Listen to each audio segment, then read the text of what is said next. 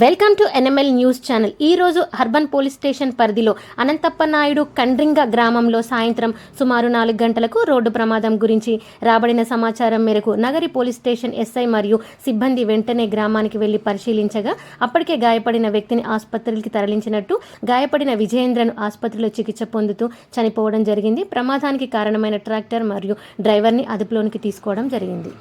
So అక్కడ prima face ఇన్వెస్టిగేషన్లో అది యాక్సిడెంట్ అని మేము నిర్ధారించాము.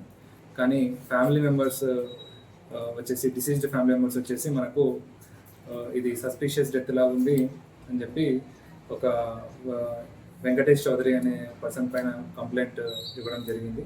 అదేవిధంగా వాళ్ళు అనుమానం వ్యక్తం చేయడం జరిగింది, వాళ్ళు ఏమైనా చంపుంటారు అని చెప్పి. సో మేము ఆ యాంగిల్లో కూడా ఇన్వెస్టిగేషన్ చేస్తాము ఫర్దర్గా కేసు కట్టేసి.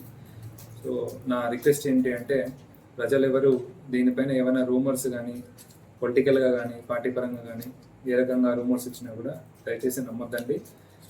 ఈ రూమర్స్ ఎవరైనా స్ప్రెడ్ చేసినా కూడా వాళ్ళపైన కఠిన చర్య తీసుకుంటామని నేను మీకు హామీ ఇస్తున్నాను. సో దయచేసి దీనిపైన రూమర్స్ స్ప్రెడ్ చేయడం కానీ దీనిపైన క్రియేట్ చేయడం కానీ ఎటువంటి విధంగా చేయొద్దండి. మా పోలీసు వారు విచారించి దానిపైన ఫ్యాక్ట్స్ వచ్చేంత వరకు వెయిట్ చేయండి. థ్యాంక్ యూ అండి. నమస్తే.